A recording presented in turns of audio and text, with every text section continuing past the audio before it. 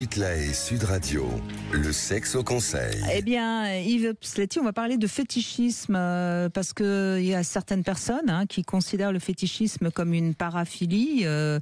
Et moi, j'ai tendance à dire que ça devient une paraphilie uniquement lorsque c'est une obligation systématique. C'est-à-dire que quand le partenaire obligatoirement veut que la femme porte, je sais pas moi, des talons aiguilles et des bas noirs à couture. Si c'est de temps en temps, souvent, je considère pas que c'est une paraphilie, mais bon, après chacun y va de son met le curseur là où il veut. En général, un fétichiste, il est stimulé, ses sens sont nourris et ça nourrit également son imaginaire. Et puis ça lui donne aussi parfois un petit côté transgressif. Alors on parle de fétichisme des pieds, du latex, du cuir, enfin bref. Et puis il y a aussi les voyeurs et les exhibes qui sont parfois considérés comme fétichistes. Et puis il y a bien d'autres fétiches qui sont parfois moins connus, mais qui pourtant sont quand même assez fréquents. Je pense notamment aux couches. Il y a des hommes, par exemple, qui vont voir des femmes et qui ont besoin de porter des couches. Bon, pourquoi pas, après tout. Et puis bien sûr, les plus courants, c'est les cheveux, les chevilles, les seins et les fesses.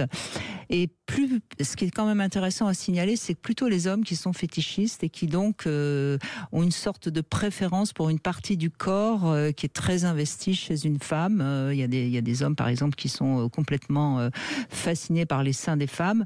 Et puis il y a aussi du fétichisme sur des textures comme la dentelle, le satin, la soie, la fourrure. Voilà. Alors bon, c'est un objet souvent qui a marqué profondément le petit garçon, puisque on sait que c'est surtout les hommes qui sont fétichistes. Voilà. Et puis après, je le dis encore une fois, c'est pas très grave à partir du moment où ça ne devient pas quelque chose d'indispensable dans le couple ou dans la relation sexuelle. Qu'est-ce que vous pouvez nous dire sur ce sujet, Yves Psletty ?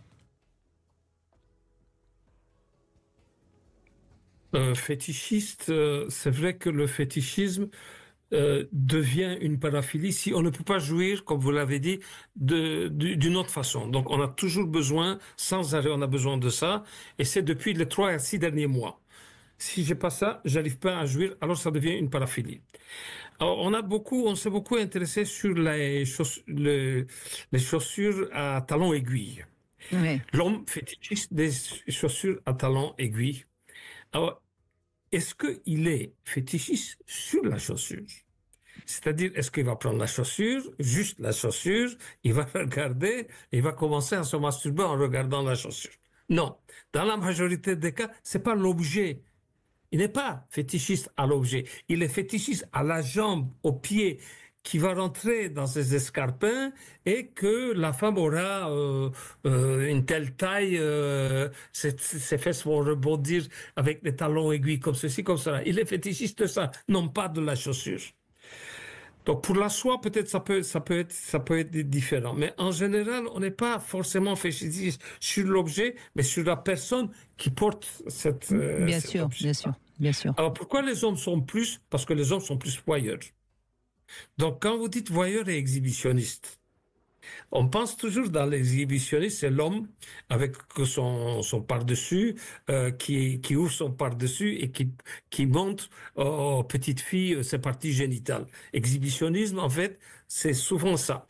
Eh bien non, parce que les voyeurs sont les hommes en général et les exhibitionnistes sont les femmes en général.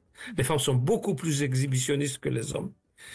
Pourquoi? Elles savent qu'elles peuvent exciter, en se montrant, elles peuvent exciter les hommes. Pourquoi elles peuvent exciter? Parce qu'ils sont voyeurs. La majorité des hommes sont voyeurs. Les yeux fonctionnent très très bien.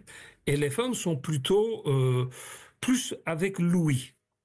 Je peux vous donner un exemple. Avant le début des années 80, il y avait pornographie, il y avait des petites cassettes audio-pornographie où il y avait des bruits, des sons de rapports sexuels, tout ça. Je me rappelle à l'époque, quand on était à l'université, la majorité des filles adoraient ce support-là, c'est-à-dire les cassettes audio. Les hommes, ça ne les intéressait pas. Les hommes ne se masturbaient pas avec ça. Parce que les hommes ont avant de voir. Oui, mais vous avez raison, parce qu'aujourd'hui, il y a de l'audio qui marche très très fort, et c'est surtout les femmes qui écoutent l'audio. Donc, À l'époque, c'était aussi comme ça. C'est vrai, c'est vrai.